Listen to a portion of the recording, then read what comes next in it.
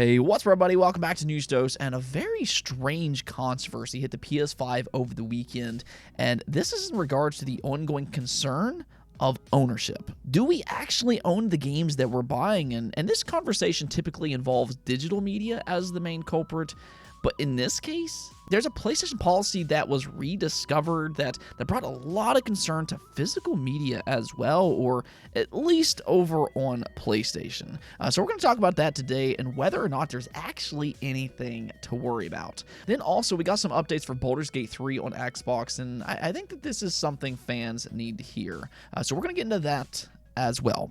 Per usual, though, we do have a lot to get into, so let's just go and jump right into things, starting off with Like a Dragon Gaiden. This game released last month, and this is another good entry for the Yakuza franchise, but there was a caveat to its initial release. For anybody who prefers dubbed English dialogue, unfortunately, that part of the game was delayed. So I know there's some fans out there that held off on getting Like a Dragon Gaiden at launch, but I come bearing good news today because Sega just released a patch that includes an English dub. You can actually go download it right now as we speak. Now, I'm not 100% certain, though, if this update is also included on the Asian physical release that people were buying. I assume it is, but if you do have a physical version, let me know if the English dub patch is available for that version as well. I will pin your comment, that way everybody can see it, because it would be nice to get some type of confirmation for that.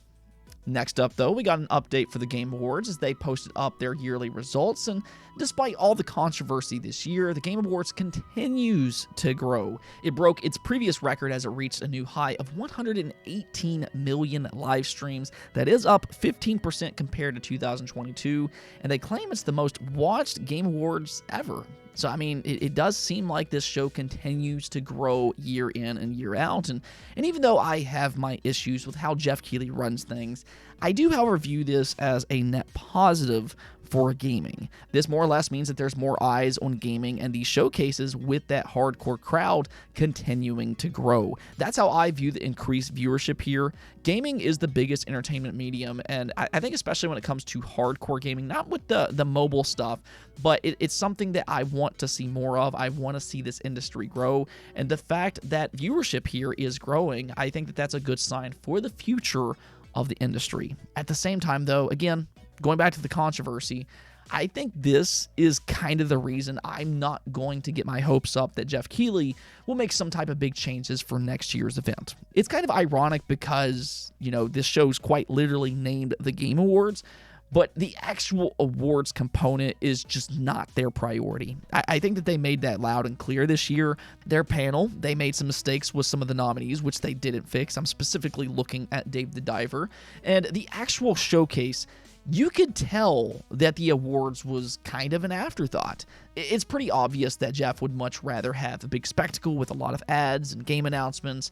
And okay, that's fine. It's still a fun showcase for those announcements, and that's why a lot of people tune in. There's nothing wrong with that.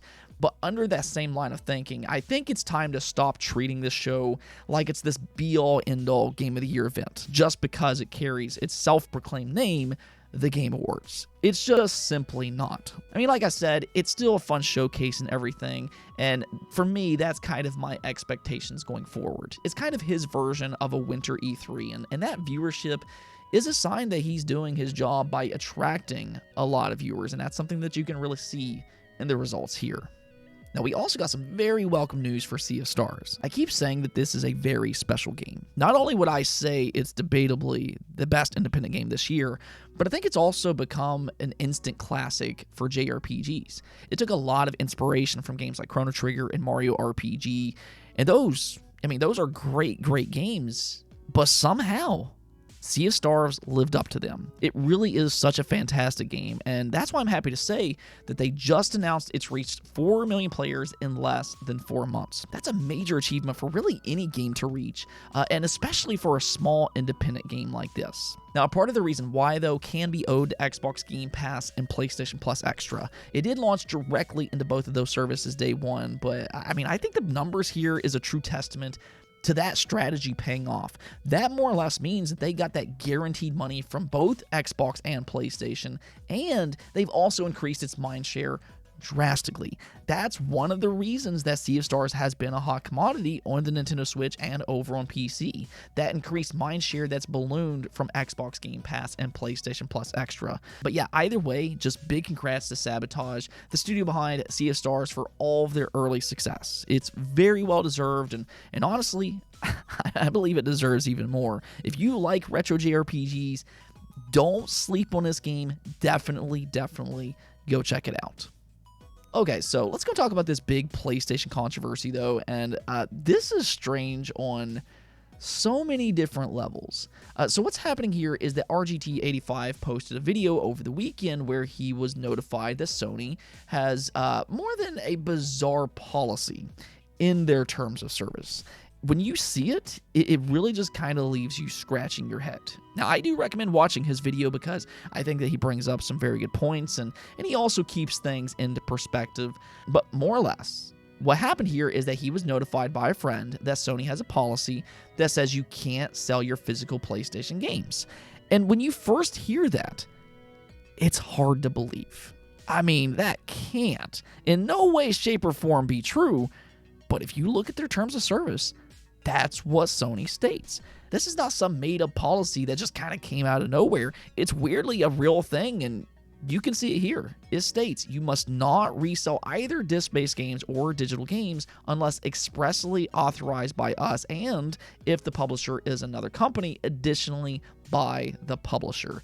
So you look at that, and yeah, it's honestly bizarre. It's confusing, and it's crazy to think that something like this is even included in the terms of service. So yeah, naturally, when people were made aware of this policy, it kind of exploded online from there. The only issue, and this is not RGT's fault, but as people started to dig around, it was discovered that this is not a new policy. It's actually been around since at least 2013 with the PS4, and Yoshida back then even responded to the online concern at that point. You can see here where he said, "If you are concerned about our new European terms of service, we confirm that you are able to sell or share your disc PS4 products, including in the EU." And that is a part of the equation here. This policy was specifically discovered in the European terms of service, but as Shu clearly stated here, they don't prohibit reselling your physical games. In fact, there's no way they could even enforce a rule like this, and on top of that, I'm not even sure if something like this could legally be applied. It's just a very strange policy to include in their terms of service, and that's something that I've kind of noticed online. Some people are going after RGT like he's somehow the problem here, but it's not his fault that Sony included a weird policy like this in the first place. He's just kind of relaying a message that was brought to his attention, and truth be told, I don't even remember this being a big story back in 2013 when it apparently was first brought up. So I imagine that most people who are hearing about this now, it's probably actually their first time hearing this, including him. But either which way, no matter how you look at this, we can now point to two different occasions where this specific policy has caused confusion online. So the problem here is not with how this is being reported, but the problem is the policy itself and how it's written. I mean, surely we're missing some kind of context here on why this policy was made, but outside of Shu addressing the concern back in 2013, I guess Sony just doesn't feel the need to explain themselves and what this policy actually means. I mean, it has to mean something else. It just has to. But what that is, I don't really know. But for everybody out there that's watching, the thing that you need to understand here is not to worry about your physical media. Sony's not going to ban you for reselling your PlayStation 5 games. You're safe and good to go. But yeah, I would say that this is a bizarre policy with its wording, to say the least. Who knows what this actually means? But, maybe with the second controversy here, maybe they'll go back and reword things a little bit. I guess we'll see. They didn't do it 10 years ago, so who knows by this point. But definitely a very weird policy, to say the least. Now, one last thing that I want to talk about here, though, is Baldur's Gate 3 on Xbox. Two different things are happening here, which are kind of connected. The first of which is that Larian Studios confirmed that currently they have no plans to release Baldur's Gate 3 into Xbox Game Pass. You can see here they said, we made a big game, so I think there's a fair price to be paid for that, and I think that that is okay. We don't charge you any microtransactions on top of it, so you get what you pay for. Upfront, it's a big, meaty game, so I think that should be able to exist as it is. This is what allows us to continue making other games. And I think that that's more than fair. As much as I love Game Pass, not every game needs to come to Game Pass, nor does every game make sense for a subscription service. I mean, Baldur's Gate 3 has everything that it needs to succeed. I mean, it just won a very public Game of the Year award. It was breaking records on Steam earlier this year, and it's one of the most talked about games in 2023. So it really doesn't need Game Pass for more recognition. It can and will sell on its own right. And that right there, that brings us to the other part of this story. Larian Studios sent out a thank you to Xbox fans because it became the #1 purchase game on Xbox, which is crazy to think about considering its genre and some of the competition that it faces, such as the recent Call of Duty. Now, Call of Duty has since reclaimed that #1 spot, as you would expect, but even if you look at this picture here, you can see that Baldur's Gate 3, it takes both that #2 and #4 spot with the Deluxe Edition. Like I said before, this is a game that can easily sell in its own right, and there's a good reason for that. It will ultimately go down as one of the most beloved RPGs ever made, no doubt about it. I will say this much, though. I do think that this does kind of show the diversity on Xbox. Despite what some people might claim online, the Xbox community and Game Pass subscribers, they do buy games. The way I kind of look at this situation is that Game Pass, because of its affordable price tag and constant day one inclusions, it honestly saves you money to purchase more games in return. It almost feeds you money to purchase more games from their ecosystem in that sense. In fact, Xbox has actually released statistics in the past that shows that a lot of Game Pass subscribers are like that. They actually buy more games because of Game Pass. Either which way, though, Baldur's Gate 3 has been a big success on Xbox so far, and just big congrats to Larian Studios. Let's go take a look at the poll of the day, though, where I asked you all, Prince of Persia is finally getting a new game next month. Are you interested in picking it up?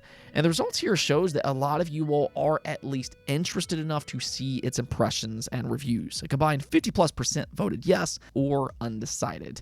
So if Ubisoft proves that they can make a good Prince of Persia game, this could be a big success for them, and I really hope that it is. The state of Ubisoft, to me, is just not all that great right now. They have such a huge reliance on Assassin's Creed, and then as for their other games, they often feel very copy and paste anymore. Even Avatar, which just released, a lot of people claim that it's just kind of Far Cry with an Avatar skin. Now, I'm sure that there's some differences, but they do have a very specific formula that they like to use. So it's nice to see a little diversity with their lineup. I'm glad to see them utilize a franchise like Prince of Persia, and I want to see more of that from Ubisoft. I want to see them take more chances with IP like Prince of Persia, Splinter Cell, and something like Rayman. So I'm really rooting for this game, and I hope it delivers when it releases next month.